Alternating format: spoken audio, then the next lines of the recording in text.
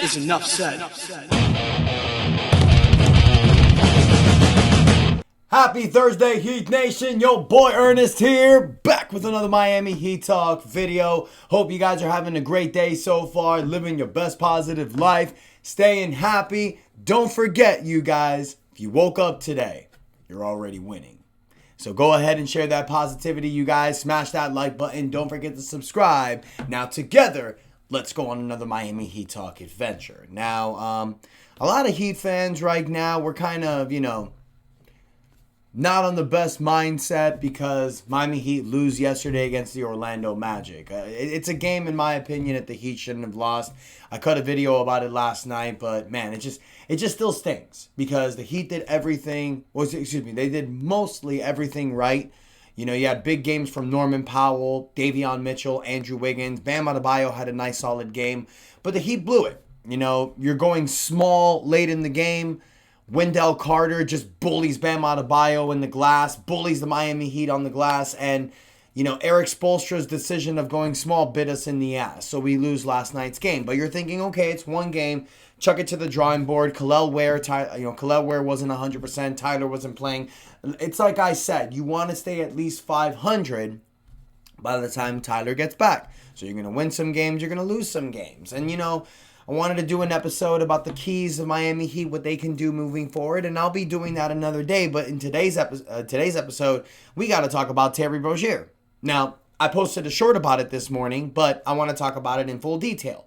Because this morning, this dude was arrested by the FBI for the sports betting probe that he was charged with about a year ago. Now, for those people that don't remember, I'm going to read it here. Sportsbook in multiple states flagged suspicious betting interests on Rozier statistics ahead of the Charlotte Hornets New Orleans Pelicans game on March 23, 2023. An unsuspected surge of bets including 30 wagers in 46 minutes from a professional bettor totaling $13,759 came in on the under on Terry Rozier's points, rebounds, and assists, causing sportsbooks to halt betting on the veteran guard. Rozier, then with the Hornets, played just 10 minutes before leaving the game, citing a foot injury. Now, he did miss a lot of time after the foot injury, but it caused speculations. And this case stems from the betting scandal from Toronto Raptors center Jonte Porter, who was banned from the NBA. And then you also had that situation with Malik Beasley this season as well. Now, it was reported back on June 30th on the Pat McAfee show from Shams Charania that Terry Rozier was cleared, that he was good. Then a few days later after that, it came in that the FBI was stating that he hasn't cleared. He's still a person of interest. And then bam, he gets arrested yesterday in Orlando. He doesn't play yesterday. He was arrested this morning. And this sucks. I mean, it sucks for a few reasons, you guys. Obviously, I'm a human being. Rozier's a human being. It sucks to see someone get arrested. It also sucks seeing someone just throw their NBA career away. You look at guys like Jonte Porter, Malik Beasley, Terry Rozier, and you scratch your head and you think, why? Why would you do some dumb shit like that? Malik Beasley, who was set to get a 3-year, $42 to $47 million contract from Detroit. That goes away. Terry Rozier, who's making $24 million this season. That might go away. These guys are just throwing their careers away for sports betting. And I'll be honest with you guys, I don't get it. I mess with Prize Picks here and there and hard rock betting apps, for a little bit of fun.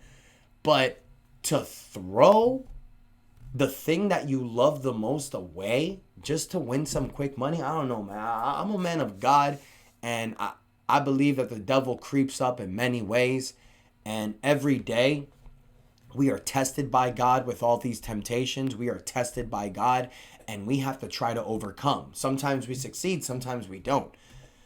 But to not succeed in something like this is just utterly stupid, in my opinion. I don't know, man. I just don't get it. Now, how does it benefit the Miami Heat? I mean, I will say this.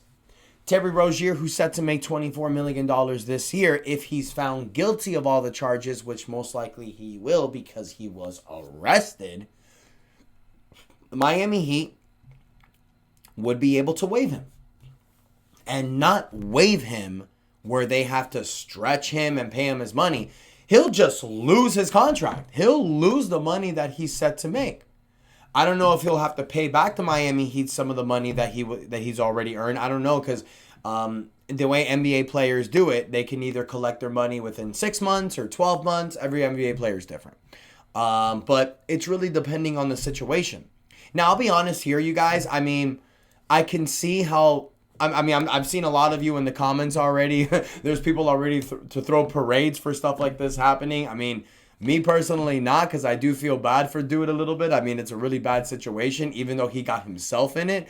And I don't think it was just the game against the Charlotte Hornets. There was a game last year where he played against the Cleveland Cavaliers where this dude just completely forgot to play basketball. And I know I've said that about a few players, but this dude legit and literally forgot how to play basketball in that game against Cleveland. He was literally giving the ball to the Cleveland players. He was throwing passes that made no sense, and he would just pause it. The ball would fall on the floor, and he wouldn't even go get it. So, I mean, and then he was shooting shots that just made no sense. I mean, when you see that game against Cleveland, you guys, last year, it looks like Rozier was throwing it away. So I don't only think it was one game. I think he got busted. But how does this benefit the Miami Heat? Well, if his contract is waived and you don't have to pay it, that's $24 million that's off your books. So that's obviously going to put you way under the luxury tax line.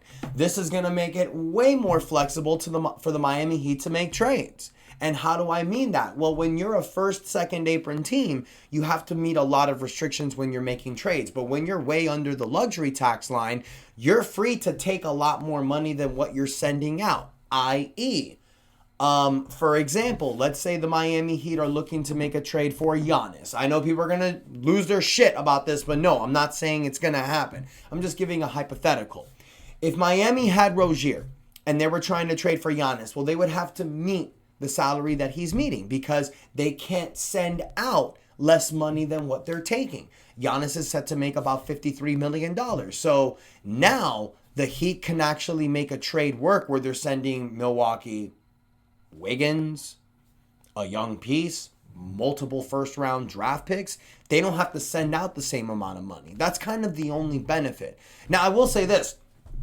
If Rozier had 2 to 3 years left in his contract, I would be a little bit more optimistic about this arrest because you're like, all right, well, dude's trash on this team, and we're not going to pay him the remaining years he has left. But this is the last year of his contract. This is pretty much the only time where Rozier's contract was deemed tradable. So, yes, it's good. Yes, it's bad. I'm kind of meeting in the middle here. I don't really think it makes a huge difference. If this happened last year, I think we would have all been a little bit more optimistic about it simply because he had remaining time left in his contract. But simply because he's in an expiring year, we knew that this was the last of it. So it's kind of a shame that this is happening now because you could have used him as a trade chip for another team. But like I said, you're way under the luxury tax now if you're letting go of him. If you're letting him go. So it doesn't really hamper us that bad. But as far as Rozier goes, you guys, I know with Tyler Hero out, we were thinking maybe he was going to show something. Maybe he was going to, prove that he had it in him. It's his final year of his contract. Usually guys are trying to step up more to get the next bag. And in Rozier's case, to just stay in the NBA. But I don't think that's going to happen, you guys. I think this is really going to put, a huge mark in his career. He's probably never going to play in the NBA again if he's found guilty. Obviously, look at what happened with Jonte Porter. But then, overall, you guys, is it good? Is it bad? Meh. I understand how people are going to think it's a good thing. I understand how people are not really going to care. It's simply because he's on the last year of his contract. So we're pretty much at the ending point with Rozier. So for this to happen, I guess it's cool because it gives you flexibility as far as getting under the luxury tax. That's good for the front office. It's good for the team. And it also gives you a roster space. So now you can maybe give somebody else a contract. You know, there's a few players right now that are sitting in NBA free agency, and now that you're under the luxury tax, you can maybe finagle and give a little more money. So it does give a little flexibility. But Heat Nation, I want to hear from you.